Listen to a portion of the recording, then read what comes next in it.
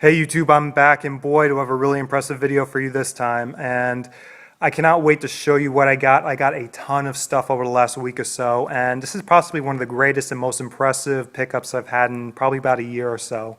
So I'm really thrilled to show you guys what I got, and I'm actually going to split this up into two parts because it's probably going to run long. So let me start off with the DVDs I got. I got a few DVDs. I haven't shown you any DVDs in a long time. And I only got about 4 of them, so it's going to be pretty quick. So let me start off with one of my favorite shows of all time. I actually got this a while ago, and I just forgot to show it. I probably got it about 3 months ago or so, and that is Top Gear Season 16. And this is actually one of the better DVDs. Has 2 of the specials. Has the USA special where they drive from Virginia up to New York City, and then they have the Middle East special where they drive to Jerusalem for the Christmas special. It also has great ones where they make the snowbind. It's a really, really great DVD. Has some commentary. It's really, really good. Definitely check this out if you're a fan of Top Gear. It's one of my favorite shows of all time.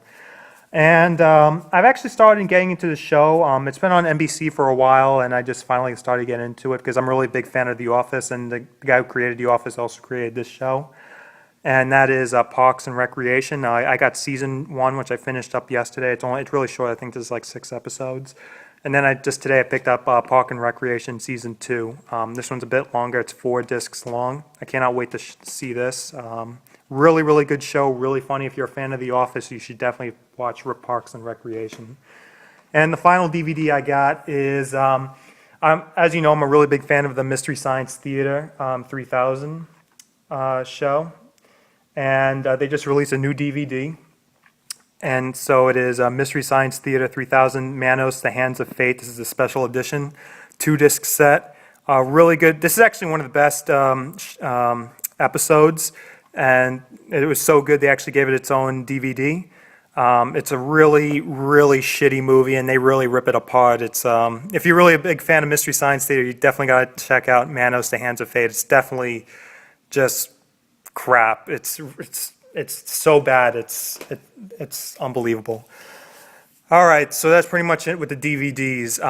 My friend was pretty much thinning out his PC collection, and he pretty much just sold me a bunch of his PC games for like dirt cheap, even though some of them I'm not too thrilled about, and a couple of them I have doubles of, but I got them for a really good price, so I can really pass them up. So the first one's actually one I already have already, but the box is in pretty good shape, and that's Hidden and Dangerous 2. It's pretty much a World War II shooter, squad-based shooter. It's really, really cool. It actually features on the cover my favorite gun, Thompson submachine gun. Really cool. So as you can see, the box is in really good shape, so couldn't really pass that up. Next is an arcade game that they actually ported to the PC, and that's Big Buck Hunter. So this is actually 4 games in one. So it has Big Buck Hunter 1 and 2. It also has Shooter's Challenge and 2006 Call of the Wild. And it's pretty interesting. You don't see that many PC, any arcade. You don't see that many arcade ports to the PC. So this is a pretty unique game.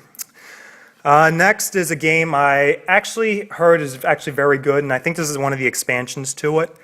And that's Neverwinter Nights. So this is the Kingmaker, which has Kingmaker, Shadow Guard, and Witch's Wake. So I guess it's just a compilation of the expansion packs for Neverwinter Nights. I haven't really played this game before, but I heard it's gotten great reviews, so hopefully I can find one of them. Next is a game I never really knew anything about, and that's the Immortals of Tara. It just seems like just a strategy game, or I don't know what it is, to be honest. I have to do a little research on it, but seems all right.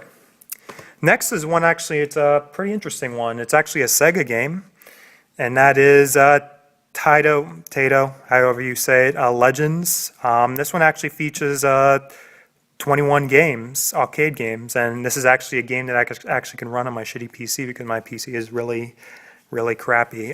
So this features my favorite arcade game, which is Space Invaders, and as you see, it has a New Zealand Story, Bubble Bobble. What else does it have? Jungle Hunt,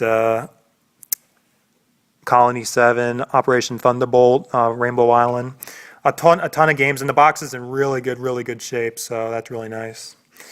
Next is a really garbage game, and I can't believe I picked this one up. Actually, there's a big story with this with me. I remember when it came out on the Xbox 360 several years ago. I was dying to get this game for whatever reason. I just thought it looked good. Boy, was I wrong.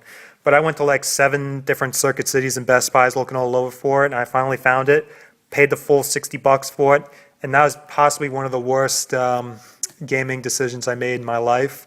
And I returned it the next day. It was that garbage. But I got Soldier of Fortune Payback. This happens to be the GameStop exclusive that has the sniper rifle with it. This game is garbage. Avoid it like the plague. It's just a turd. Whoops. Next is a game I already have on the Xbox 360. It's a really good game. But I got it for the PC. I got it for a good price. And that's Xbox. I got it for the original Xbox. I don't know if I said 360, but whatever. Brothers in Arms: Earned in Blood. This is the second game. Really good game. Supposedly it's not as good as the original, but it's still pretty good. As you see, it's in really good shape. And the final PC game I got is the one I got from eBay. The first one got damaged. I sent it back and I got a new one. Really good game. I remember playing the hell out of this game when it came out, I think in like 2003 or whatever. But one of the best Star Wars games, and that's Star Wars Jedi Knight 2 Jedi Outcast. I remember playing the hell out of the original Jedi Knight back in the 90s, but this game is really good. And if you get the mod where you can actually slice like pretty much stormtroopers apart, you can actually slice their heads off and slice their hands off and their legs and stuff. That's really cool. Definitely check that out if you have that game. Alright, I got to make this quick. My battery on my phone's about to die. I got a couple retro games, actually long box PS1 games. First one's a game I remember playing in my friend's house a long time ago. Really not that good of a game, but I have fond memories of it. I've been playing in my friend's house for a long time. And that's Alien Trilogy. Not that good of a game, but it's okay. It's just a first-person shooter, but this is, of course, the PS1, so first-person shooters are not their strong suit. And the final long box PS1 game I got is Wipeout, a classic PS1 game. And I'm really glad to find it in the long box. You don't find these very often, and it's actually a really classic game. I really like it a lot. Next, keeping with PlayStation, I got a couple PlayStation 2 games.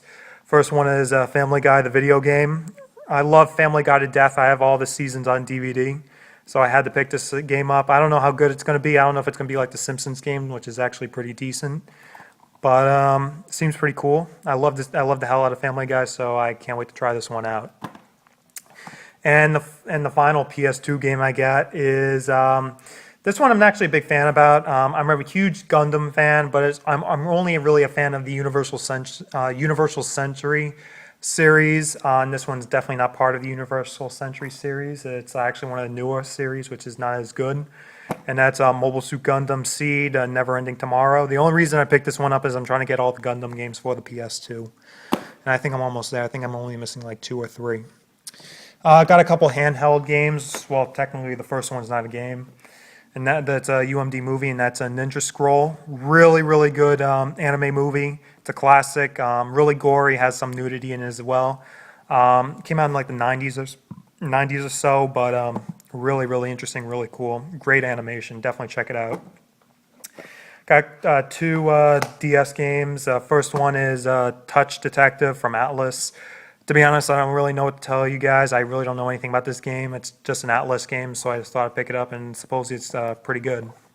So I thought I'd check it out. I got it for like dirt cheap.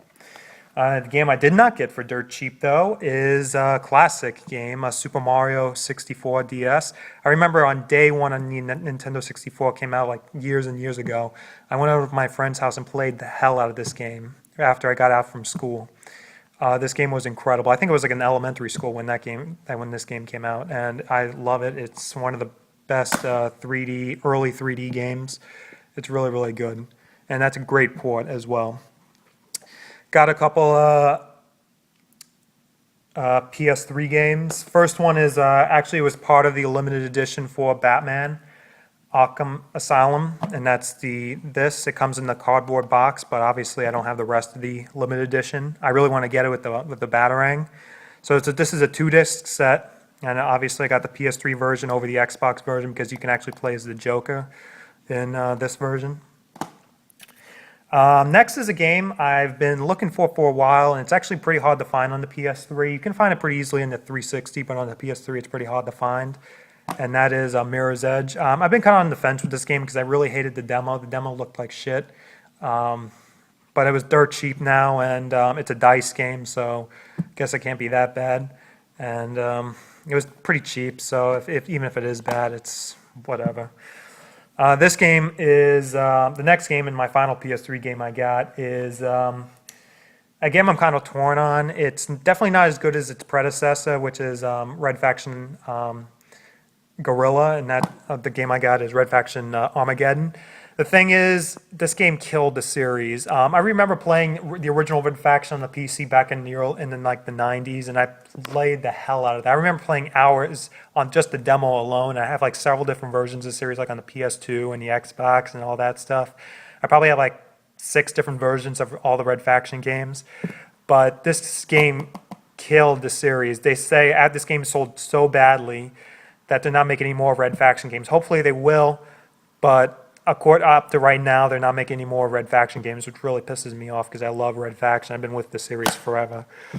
Got one 360 game. This game is a fairly interesting game. It's from Aspire, and that's BCFX, The Experience, Black College Football. This happens to be the Doug Williams edition, whatever that means. It's pretty much has historical black colleges and like dance troupes and stuff. So I haven't seen many of these. They're actually pretty hard to find, so I just thought I might as well pick it up. And the final game I got before I cut this video off, before my phone dies, is a Wii game. And it's I got this game for like $3, and it seems like pretty interesting. It's a Konami game, and that's a Dewey's Adventure. It seems pretty cute, platformer game. So I just thought I might as well pick it up. It was dirt cheap. And that's pretty much it for right now. My next video and the second part is possibly the more impressive of the two. It's pretty much all limited editions. So everything in the next video is going to be a limited edition. So I'll hold that to next time, which is going to be hopefully pretty soon. So keep an eye out for that. All right, thanks for watching.